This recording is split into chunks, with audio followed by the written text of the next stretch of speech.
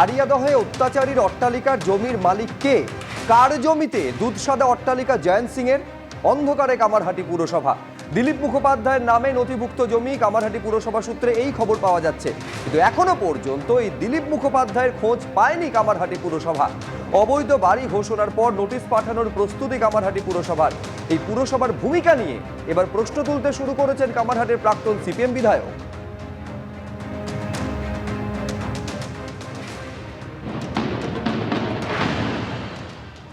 কামারহাটির প্রতাপরুদ্র লেনে জয়ন্ত সিংয়ের যে সুবিশাল বাড়ি, অর্থাৎ বিলাসবহুল যে বাড়ির হদিশ পাওয়া গেছিল, তারপরে যখন কামারহাটি পুরসভা খোঁজখবর নিয়ে দেখে যে এই বাড়ি সম্পর্কে কোনো নথি বা কোনো তথ্য পুরসভার কাছে নেই, তারপরে কামারহাটি পুরসভার তরফ থেকে তদন্ত শুরু করা হয় এবং তদন্তে নেমে ভূমি ও ভূমি সংস্কার দপ্তরের কাছ থেকে রেকর্ড জানতে চাওয়া হয়। আর সেই রেকর্ড অনুযায়ী দেখা যাচ্ছে যে জমিটি দিলীপ মুখোপাধ্যায় নামে এক ব্যক্তির নামে।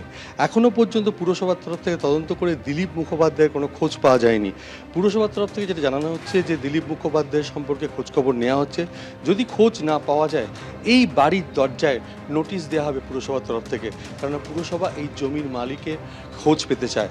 এখনও পর্যন্ত জমির মালিকের কোনো খোঁজ পাওয়া যায়নি বলে জানিয়েছেন কামারহাটি পুরসভার তৃণমূল পুরপ্রধান গোপাল শাহ। অপরদিকে প্রাক্তন সিপিএম বিধায়ক মানস মুখোপাধ্যায় জানিয়েছেন যে পুরসভা এই ধরনের বেআইনি বাড়ির কোনো খোঁজ খবর রাখে না।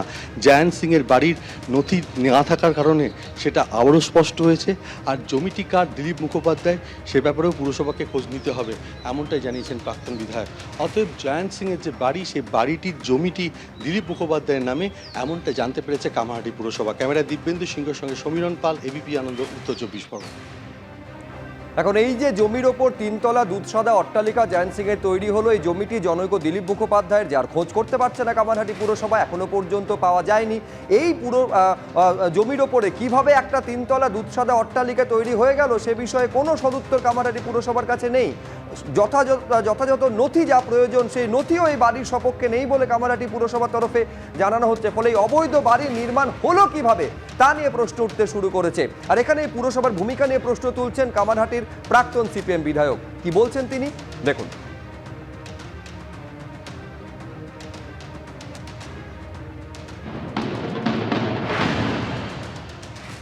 তো মালিককে যদি খুঁজে না পাওয়া যায়, পৌরসভার তো অনেক আগেই এই জমিটা অকুপাই করা, জমিটা নিয়ে নেওয়া উচিত ছিল।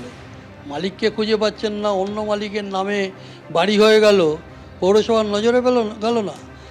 একটা মানুষ যদি 4 ইঞ্চি বাড়িতে বাড়াতো ওয়াল, তাহলে তো সঙ্গে সঙ্গে পৌরসভার লোকেরা ঝাঁপিয়ে পড়ে তার কনস্ট্রাকশন বন্ধ করে দিত।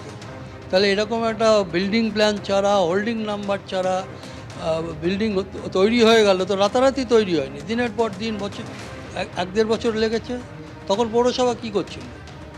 যেহেতু পৌরসভার এখনকার যারা পৌর পরিষেবা পরিচালনা করে তাদের ভোটে জেতানোর জন্য ওদের দরকার হয়, তাই আশীর্বাদ করেছিল।